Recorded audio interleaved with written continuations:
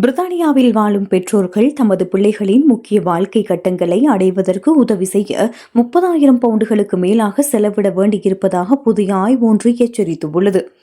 பிரித்தானியாவின் யோர்க்ஷயர் building society நடத்திய புதிய ஆய்விலேயே இந்த அதிர்ச்சி தகவல்கள் வெளியாகியுள்ளன.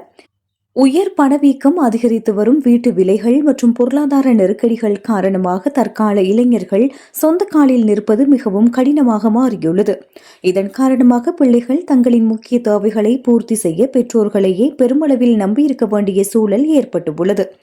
பிள்ளைகளுக்காக சொந்த வீடு வாங்குவதற்கான முதற்கட்ட வைப்புத் தொகைக்காக 10,754 பவுண்டுகள், பல்கலைக்கழக கல்வி செலவுகளுக்காக 8,029 பவுண்டுகள், திருமண செலவுகளுக்காக 5,180 பவுண்டுகள், முதல் வாகனம் கார் கொள்வனவுக்காக 2,947 பவுண்டுகள், சாரதி பயிற்சிக்காக 1,700 பவுண்டுகள் என மொத்தமாக 30,000 பவுண்டுகளுக்கு மேல் செலவிட வேண்டிய நிலை ஏற்பட்டுள்ளது.